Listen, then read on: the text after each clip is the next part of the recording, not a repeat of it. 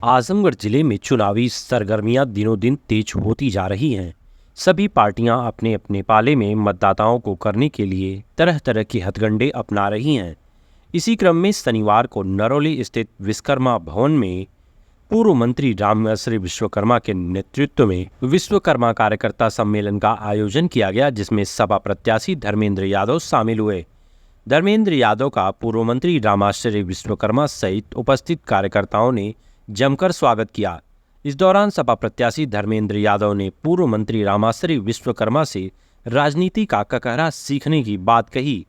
वहीं धर्मेंद्र यादव ने भाजपा सरकार पर जमकर हमला बोला।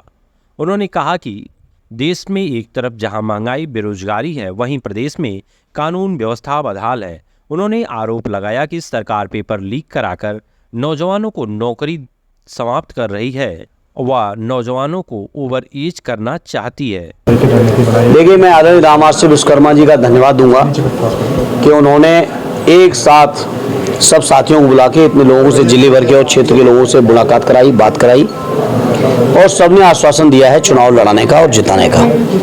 उसके लिए सभी उनके साथियों को धन्यवाद देता हूँ। कतई नहीं, विश्वकर्मा समाज की राजनीतिक पहचान सदैव नेताजी ने थी और मुझे खुशी, अगर उत्तर प्रदेश के विश्वकर्मा समाज को राजनीतिक तौर पर किसी ने जगाया तो आदरणीय रामश्री विश्वकर्मा जी ने, जिनके साथ हमारे रिश्ते कोई केवल राजनीतिक रिश्ते नहीं है, एक बड़े और छोटे भाई के रिश्ते। आज से नहीं, जब मैं इलाहाबाद विश्वविद्यालय में BA पार्ट 1 का स्टूडेंट था, उस समय से उनके साथ मेरे रिश्ते रहे। राजनीति का ककहरा सीखते समय मुझे आदरणीय रामश्री जी का बहुत सहयोग मिला, बहुत आशीर्वाद और सानिध्य भी मिला।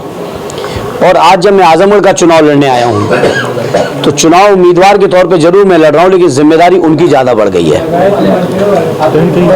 ये लगातार घटनाएं हो रही हैं, अभी सूचना मिली, बदायूं में भी मिली, इस तरह की लगातार घटनाएं हैं, आजमगढ़ में भी हैं और आजमगढ़ या बदायूं नहीं, यूपी के हर जिले में इस तरह की सूचनाएं मिल रही। लेकिन ये बड़ा दुर्भाग्य है कि सरकार की वाहवाही की पीठ सरकार खुद ठोंकती है और मीडिया के लोग उसको दिखाते हैं। मीडिया के भाइयों, सच्चाई दिखाइए। समाज की स्थिति बहुत खराब है, कानून व्यवस्था की स्थिति बहुत खराब है, प्रशासन सिवाय आतंक के अलावा दूसरा कोई काम नहीं कर रहा है। इस सच्चाई को दिखाइए साथियों। और लोकतंत्र बचाने के इस पर्व में, संविधान बचाने के इस पर्व में मीडिया के साथियों, आप लोग मैदान में आ जाओ, नहीं तो आने वाले समय में आप भी सवाल करने की स्थिति में नहीं होंगे। अब उनकी बातों को मैं गंभीरता से नहीं लेता हूँ।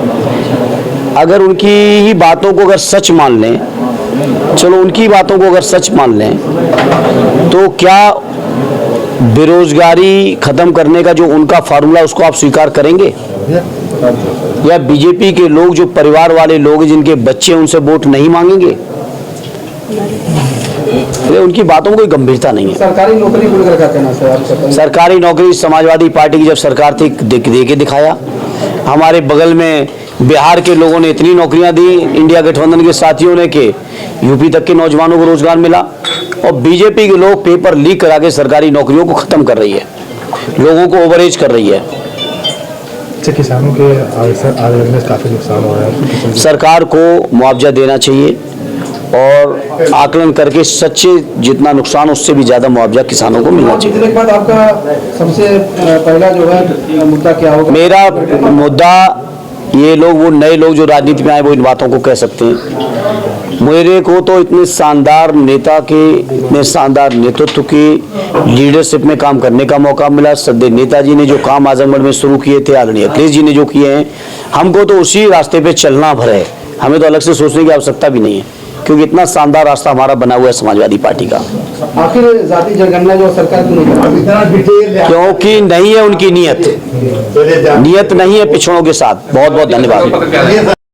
ये जनपद आजमगढ़ के सभी विश्वकर्मा समाज के प्रमुख नेता और कार्यकर्ता यहाँ पर एकत्र हैं और लोकसभा के चुनाव में आजमगढ़ सदर से समाजवादी पार्टी के प्रत्याशी श्री धर्मेंद्र यादव और लालगंज लोकसभा से समाजवादी पार्टी प्रत्याशी श्री को जिताने के लिए उनसे यहाँ पर सब लोग अपील करेंगे और प्रमुख नेता कार्यकर्ता टीम बना करके गांव में जाएंगे और सभी से कहेंगे, सभी लोगों से, कि समाजवादी पार्टी के प्रत्याशी के चुनाव चिन्ह साइकिल का बटन दबा करके आजमगढ़ और लालगंज दोनों लोकसभा सीटों को लोग जिताने का काम करें और आने वाले दिनों में श्री अखिलेश यादव जी के नेतृत्व में समाजवादी पार्टी की ताकत दिल्ली में मजबूत करने का काम करें।